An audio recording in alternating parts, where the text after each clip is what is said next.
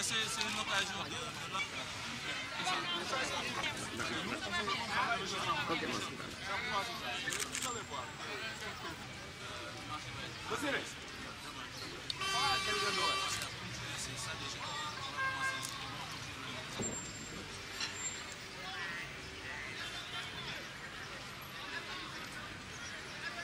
That's all right.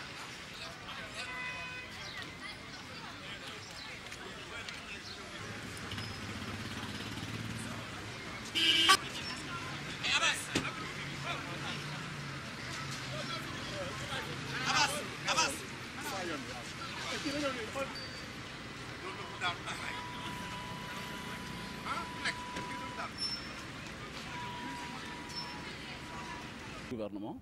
Mais la ville de Pikine ne voulait pas être en reste. C'est pourquoi, dans le cadre de cet embellissement de la ville de Pikine, nous avons lancé ce marché-là. Ça, ce sont juste les premiers travaux qu'on a eu à faire. Mais le grand marché, nous allons le lancer, Inch'Allah Rabbi, demain. C'est que cet élan est extrêmement important pour le plan Sénégal émergent, pour le futur de ce pays. Vous y avez contribué, vous continuez à y contribuer. Le ministre est là sur place. Une territorialisation des politiques publiques. Tout cela, est-ce que ça concorde à ce que tout cet aspect fasse tache d'huile ailleurs et que le Sénégal y gagne et que les Sénégalais y gagnent? Mais c'est le souhait que nous avons tous. C'est l'ambition principale du président de la République et du gouvernement, avec à sa tête le Premier ministre Boun Abdallah Dionne, mais aussi avec le ministre du cadre de vie de l'urbanisme, qui est en train de faire un excellent travail. Je pense que nous tous, Sénégalais, nous avons vu ce qui a commencé déjà à être fait à la place de l'obélisque, au niveau de la Padoie, ici à l'entrée de Pikine, à Guédiawaye, un peu partout on est en train de créer les conditions d'embellissement de nos villes, les conditions aussi d'amélioration du cadre de vie des populations. Je pense qu'à ce niveau-là, c'est extrêmement important. Et nous aussi, en tant que collectivité locale, nous apportons notre contribution à cela parce que la mission principale que nous avons, c'est surtout une mission d'accompagnement et d'amélioration du cadre de vie de nos populations. Voilà, sur le plan financier, quelle a été la contribution donc, de la ville de Pikine pour pouvoir faire ces travaux? Oui, en fait, il faut dire que ça, c'est juste un premier marché qu'on avait lancé qui va continuer juste sur l'artère de Téléboumak. Donc ça, ce sont les premiers travaux, mais ça, c'était juste une enveloppe d'un peu moins de 200 millions de l'année dernière. Mais la grande ambition que nous avons, c'est d'aller vers l'attribution du marché, comme je l'ai dit tout à l'heure, certainement avant la fin de cette semaine-ci, pour lancer les grands travaux d'embellissement de la ville dans son ensemble, pas seulement des communes qui sont dans l'arrondissement de Dagodan, mais l'ensemble de la ville de Pikine. Nous allons essayer, en relation avec le ministère, de voir comment la ville de Pikine, avec un budget de départ de 2 milliards, nous allons y travailler pour que d'ici 2018, au moins qu'on commence et puis ça va être lancé très bientôt, Inch'Allah. Monsieur le maire, une question à Pikine. Une lenteur est constatée dans ce qui se fait. L'entreprise est un peu en retard. Aujourd'hui, est-ce qu'il ne faudrait pas plus de rigueur pour surtout livrer les travaux à délai? Oui, ça en fait c'est toute la difficulté que nous avons en général. Et vous savez que dans le cadre du respect de la réglementation en matière d'attribution de marché, il arrive souvent qu'on ait des difficultés avec les entreprises qui exécutent. Il y a beaucoup d'entreprises qui, comme ils le disent dans leur langage, qui plongent, on leur attribue des marchés et ils sont dans les difficultés pour l'exécution. C'est ce que nous avons constaté déjà avec le complexe Léopold Sédar Senghor. Et nous allons vers la résiliation de ce marché-là. Mais ça, c'est les rigueurs de la réglementation en matière de passation de marché qui nous amènent à vivre ces difficultés-là. Nous prenons toutes les dispositions pour qu'à l'avenir, franchement, que les marchés soient attribués à des entreprises qui en ont les capacités. C'est vraiment ça, toute la difficulté, et cette difficulté-là, elle est partagée par tout le monde. C'est la rigueur de notre réglementation qui le fait.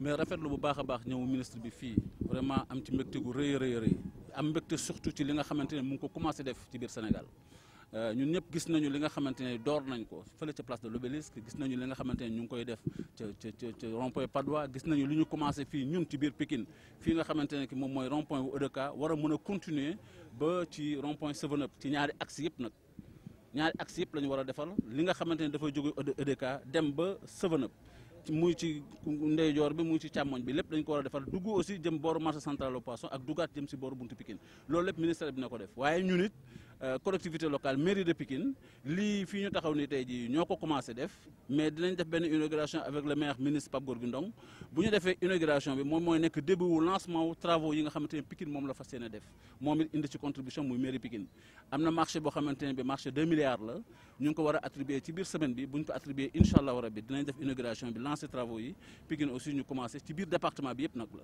du rek ci biir arrondissement bii mais ci biir département de Pikine yëpp waxtaan nañ ci ak fukki maire yi ak juróom-benn ku nekk wax nga un peu à peu près fan nga bëgg ñu aménager la en terme d' espace li nga xam ne mooy capacité yi ñu ci mën a am jëm ci 2 milliards ak lu topp yi ñu war a def ci biir incha allah rabbi dinañu permettre aussi ñu nit ñu participer ci wetu ministère bi ci contribuer ci améliorer cadre de vie population Pikine voilà.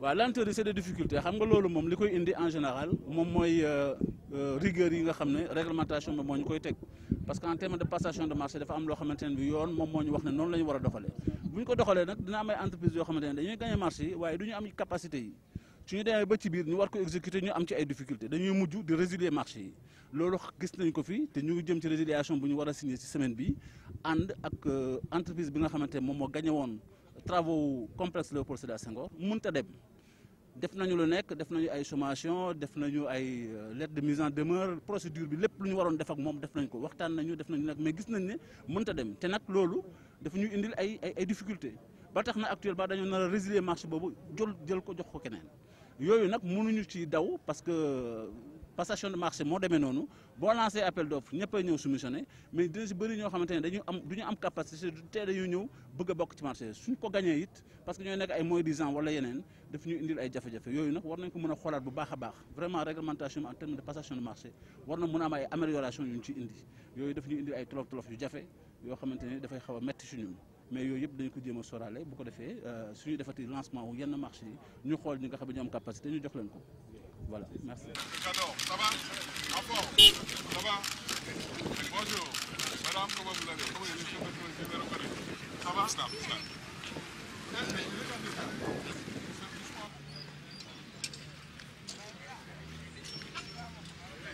Très bien, merci. Ça, c'est bien. Ça, c'est du pavage. Merci, on est sur du pavage. Oui. On est sur du pavage. Que les jeunes sont en train de réaliser. Que les jeunes sont en train de Ouais. Bonjour. Merci. Merci, Merci.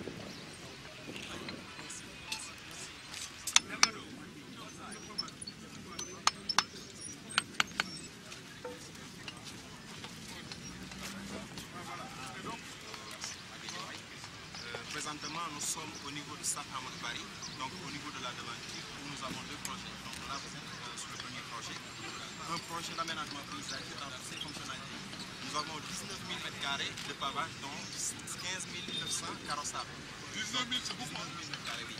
Donc on va paver toute la devanture de stade et puis jusqu'au village.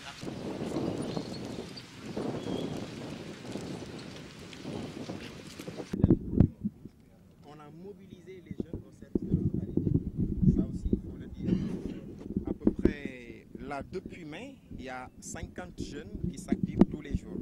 Donc mai, nous sommes à 7-8 mois d'exécution. Tous les jours, il y a 50 jeunes de Guédiawaye qui sont là, qui travaillent. Donc, comme l'avait dit, hein, l'initiative est née sous l'initiative du président de la République, donc impulsée par le ministre à travers notre direction. Ça, on l'a fait ici à Guédiawaye. Il y a 50 jeunes de Guédiawaye qui sont là tous les jours, qui s'activent. La production des pavés, ce sont les jeunes de Guédiawaye, et la pause, ce sont les jeunes de Guédiawaye. Donc ça, on l'a fait. Nous, ici à Guédiawaye, c'est prohumain. C'est dans 2 mois maximum, on va livrer ce chantier. En ce moment, nous sommes à peu près à... Bon, c'est vrai qu'on était un peu bloqué par le désencombrement et ainsi de suite. Mais actuellement, vous voyez que le projet, il y a un regain d'activité quand même significatif qu'il faut noter. Donc, à peu près 2 mois, nous allons quand même livrer, 2 mois maximum 3, nous allons quand même livrer ce chantier. Et même bien d'avant avec l'élan du ministre à votre côté pour vous motiver. Oui, donc de toute façon, on l'a toujours eu à notre côté. Moi, bon, il nous a surpris au niveau de la voie de dégagement nord, VDN.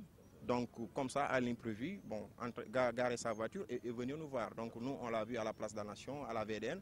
Pratiquement tous les projets, donc le ministre et son équipe sont toujours à nos côtés. Elle nous fait même parfois des visites d'imprévu. Comme ça, voilà. Et ça, c'est important, ça nous rassure, ça nous réconforte. Vivement la fin, je vous remercie. Merci. voilà ci wolof waaw ci wàllu liggéey beeg.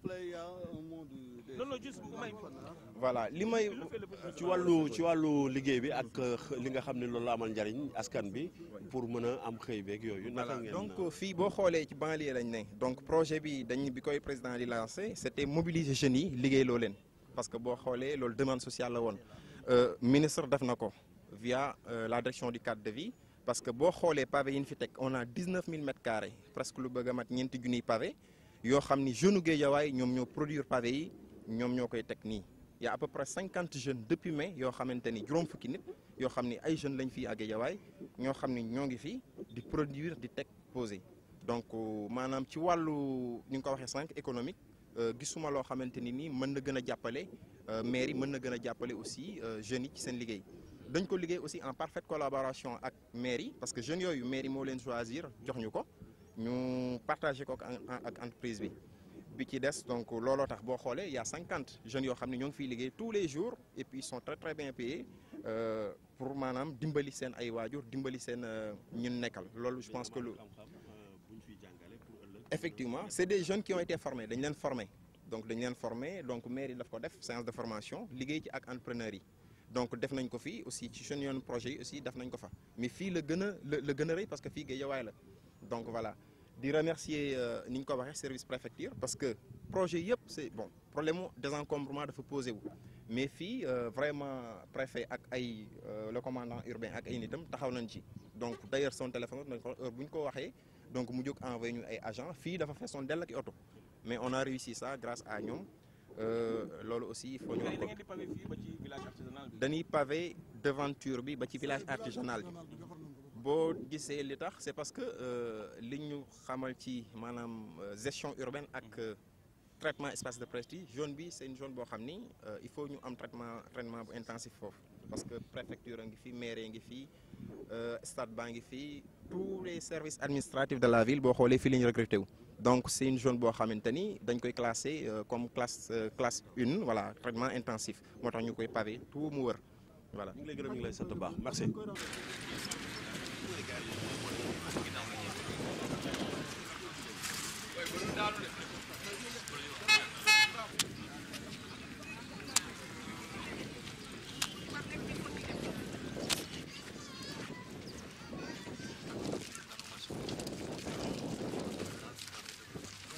Là où la production se fait à ce voilà, aux jeunes, depuis la production, c'est une chaîne quoi.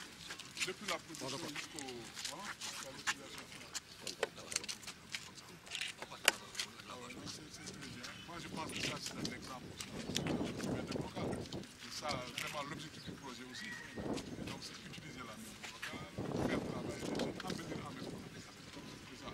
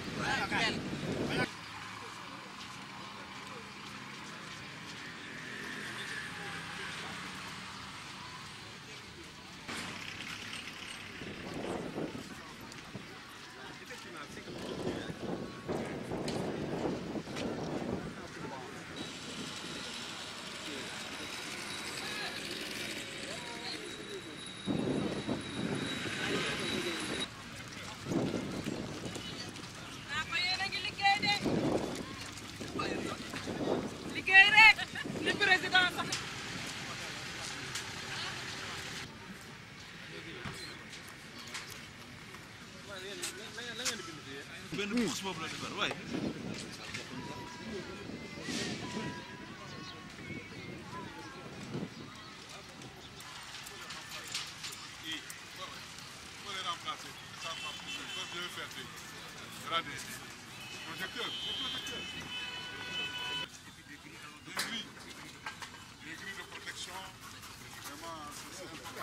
Grand, daal di sa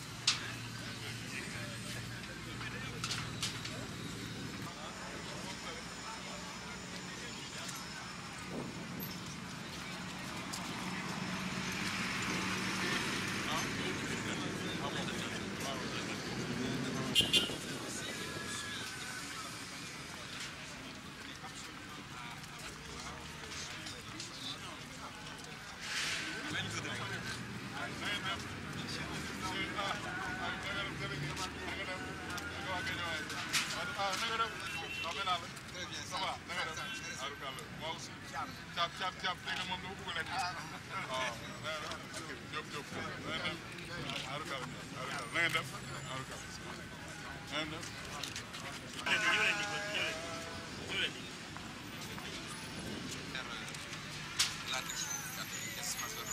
Ce sont les projets d'immigration. Là, vous êtes au niveau des allées Serigne Salim Mbacké, projet d'aménagement paysager.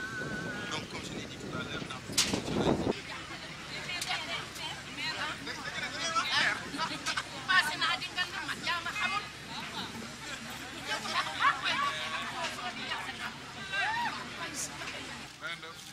Alors, madame, ça va? Monsieur le maire. Ça va, bon.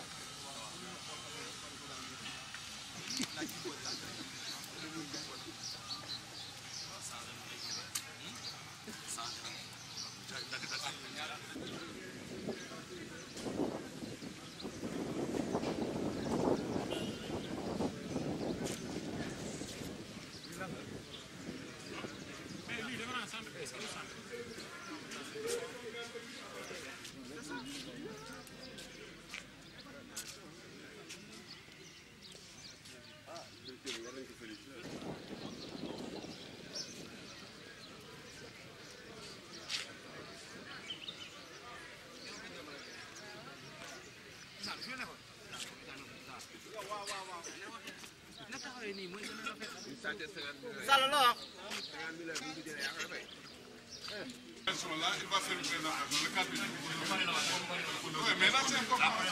La situation de référence. Ça, c'était dans l'espace. Avant, oui. Avant, c'était en quelque sorte.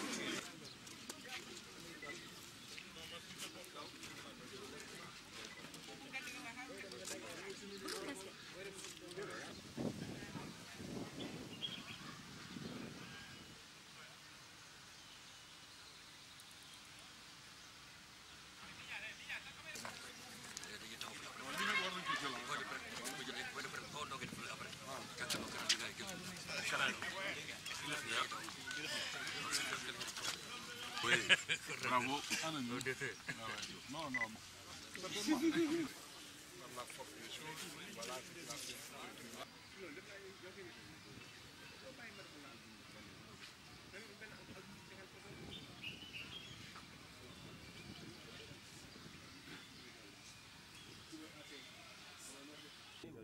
par rapport à l'aménagement des pays, on a des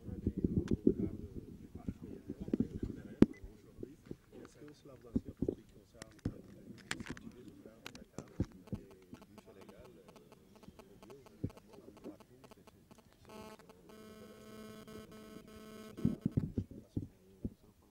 Oui, je vous remercie d'abord.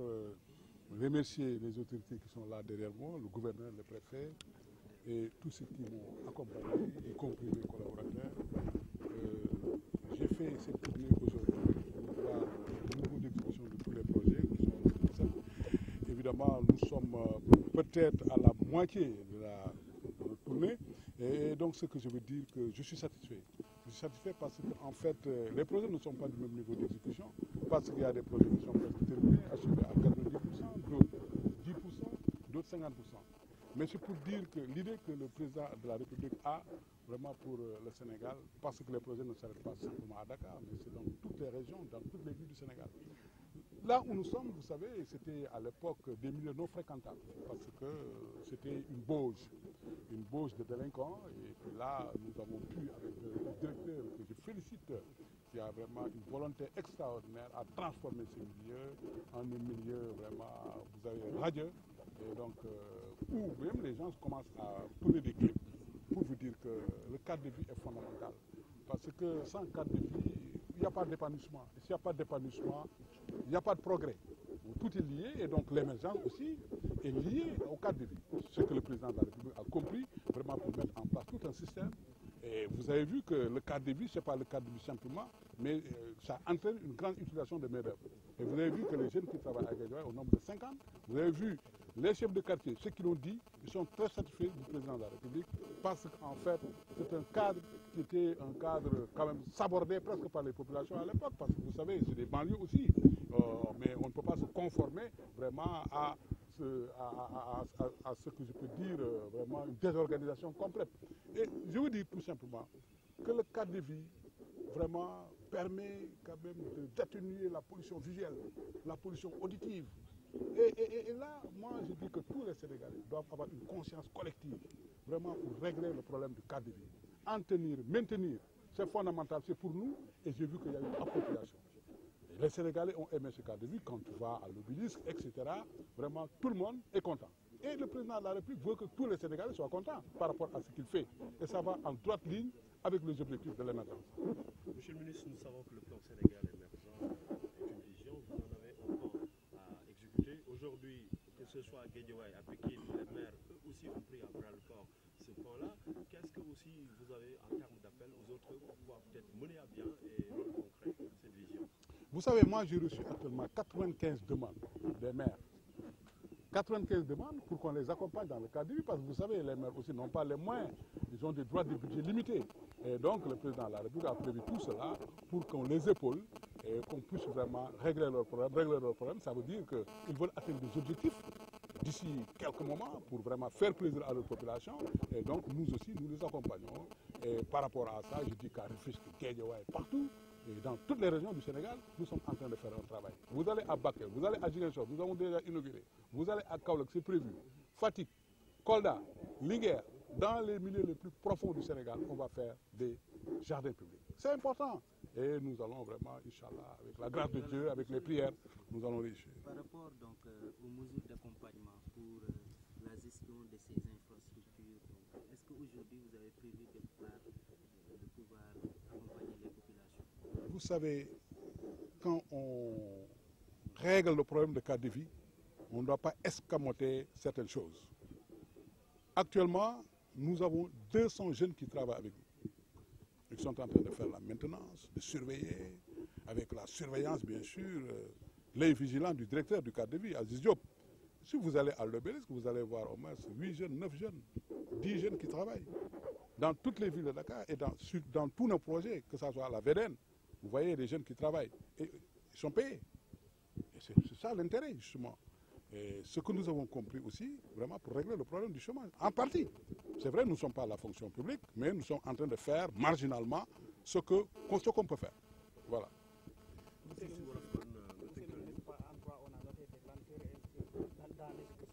Oui. C'est vrai, cette lenteur en partie est due donc au problème de désencombrement préalable qui doit se faire et qui n'est pas fait. Et donc là, vraiment, nous allons nous y atteler vraiment pour régler ce problème. C'est fondamental. Bon, on n'a pas eu le problème d'exécution avec des procédures longues. Mais en fait, ce n'est pas cela. Pour nous, le problème est qu'il y a des problèmes de désencombrement. Vous désencombrez, l'entreprise ne travaille pas, il récidive. Et c'est ça le problème. Et maintenant, je pense que nous avons parlé avec l'entreprise. C'est un problème qui sera réglé très prochainement. Et ils ont dit qu'ils vont terminer leur travail dans 3 mois. 3 mois, je pense que c'est un délai raisonnable. Et je pense que tous les projets, quand même, bon, s'ils terminent dans 3 mois, il n'y aura pas de problème. ñu ngi xool tey yaa ngi jël sa tànk doxal ci biir Dakar les chantiers yi nga xam ne ñu ngi dox ci wàllu beneen bi waaye ci wàllu développement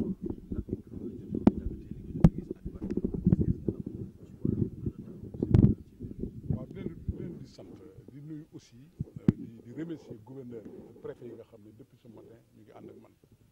Ici di remercier le ministre délégué bi nga xam ne ñoo nekk ensemble moom sax jege wu ma moo tax ma fàtte ko mais waroon na ñëw fi taxaw sama kanam parce que fu ma nekk mu nga fa maa ngi ko ci sant di ko ci gërëm parce que koo xam ne aussi il a une volonté extraordinaire de bien faire il est toujours à mes côtés et il m'assiste mu may jàppale ci lu bari. Donc bu ko wax rek nii c'est vrai te suba ba léegi depuis 10 heures ñu ngi wër projet yi mu nekk au nombre de 7 am na yoo xam ni presque pare na 80%, am na yoo xam ne 50%, am na yoo xam ne 11%.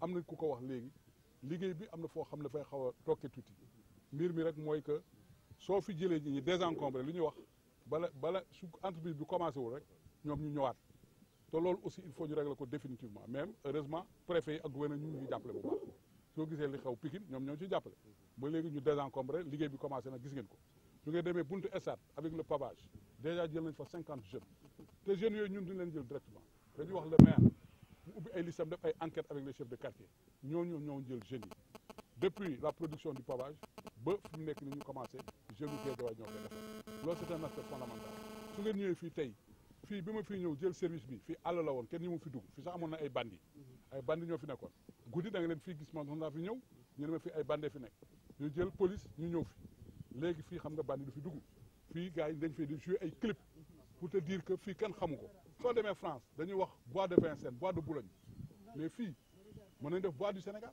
pourquoi pas loolu c'est fondamental parce que ñun léegi dañu bëgg vraiment xool les bonnes méthodes ñu def ko xam nga cadre de vie dafa baax parce que lu ñuy wax pollution visuelle pollution auditive daf koy diminuer te loolu dafa nekk loo xam ne c'est fondamental pour l'émergence ça va en droite ligne avec l'émergence mën loo wax ne da ngay émergent mbedd mi tilim mécaniciens yi nekk fële mbedd mi ñu occupé ko mënul nekk moom le président de la République comprendre jox ma service bi ne ma man su ma sañoon cadre de vie bi vraiment nga gën ci def sa doole man mag sumay collaborateurs yi nga xam naa ngi leen di remercier parce que sans ñoom man du ma dara ñoom ñoo may jàppale boo xam ne vraiment bu mucc ayib et donc maa ngi leen ciy remercier bu baax a baax que muy nekk directeur bi muy suma collaborateurs yi ak ñeneen ñi ak même ci nekk di yeneen département yi soo gisee obélisque nga jël par exemple tey place Van Vollenhoven bi jàkkaarloog présidence yooyu yëpp xam nga bu njëkk gis nga ni mu demee woon mais léegi touristes dañuy ñëw di xool mu neex leen loolu neex ci xol dafa baax day wëral sax doomu aadama.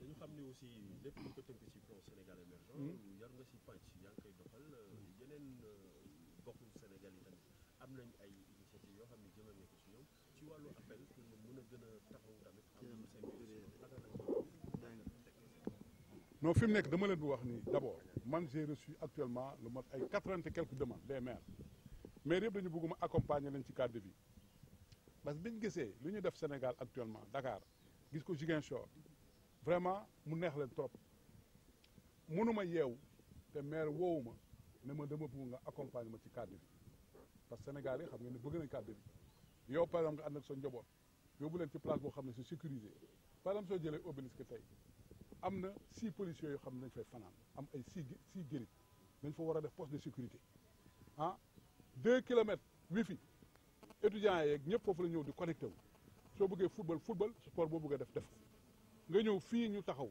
nga xam ne man bi may jël service fii àll la woon ay bandee fi nekkoon tey mu mel nii xam naa sant yàlla te loolu dañ ko bëgg a généraliser dans tous les quartiers yemul Dakar yemul Kaolack yemul Thiès fépp lañ koy def donc le maire de Bakel tey mu ngi nii projet am presque 150 millions mu ngi nii tey di xool kañ lay commencer fii lañ ko fekk te xamuloon ne ñun dañ fi ñëw tey pour vous dire que tous les maires sont intéressés par ce que l'on fait parce que c'est important soo demee France tey ñu wax ay bois de Boulogne bois de Vincennes mais tey waroon nañ am loolu tey fii ñu ngi koy commencer tey parce que fii bois la actuellement te loolu am foon bu njëkk kenn ñu foon dugg donc loolu rek laa bëgg a wax xam ni vraiment politique président Macky Sall dafa ànd ak bëgg-bëggam mooy l'émergence du Sénégal émergence nag ñu ko déggee ñu bari ko wax ñëpp ay wax émergence c'est vrai parce que émergence lépp la c'est une sommation d'activités vraiment pour créer l'émergence parce que soo jëlee même en économie soo cumuler ay croissance mais à terme nous avons fait un pas dans l'émergence donc loolu la c'est fondamental donc petit à petit mesure d'accompagnement yi mooy que ñi ñuy jël ñuy liggéey xam nga dama leen wax léegi ne projet bi rek déjà 200 personnes ñu ngi liggéey suñu projet déjà 200 personnes ñu ngi liggéey fii ay jeunes ñoo fi liggéey waa Sénégal lañu jógewuñ ci yeneen réew nga dem place de l'Obélisque ñu ngi liggéey Guédiawaye dañ fa affecté ay nit projet bu pare rek directeur bi daf fay affecté ay nit désencombrement am nañ encore benn bànqaas boo xam ne ñooy désencombré ñooñu ñu ngi fi ay jeunes rek la ñun li ñu jël même je pense que presse bi mënul jël lépp fonction publique la ñu jël mais am na des ministères yoo xam ne ils recrutent actuellement mais kenn waxu ko par exemple ñun actuellement nous avons beaucoup recruté c'est ça le problème et donc c'est dans tous les pays c'est dans toutes les régions du Sénégal yemale wuñ ko fii amul xaaj amul kii ñun ñi ma xaw ma leen sax man donc ci ay critères la rek ñu jël leen donc ñun dañuy recruter mais dans la transparence nekkul ne kii pêche la nekkul ne kii lii la kii nii la amul loolu ñun xamuñu même sax ñun ñu recruter sont pas des politiciens généralement ay nit lañ rek ñoo xam ne am nañ ay problème seen famille amul wala kii ñu jàpp leen yërëm leen mu nekk critère boobu ñu jël leen donc loolu c'est fondamental et puis il faut ñu wax ko tey xam ni président Macky Sall mu ngi def dara lu bari ci réew mi lu bari loo xam ni franchement moi je dis c'est pas parce que dama ànd ak moom depuis 18 ans di ko wax lu ko neex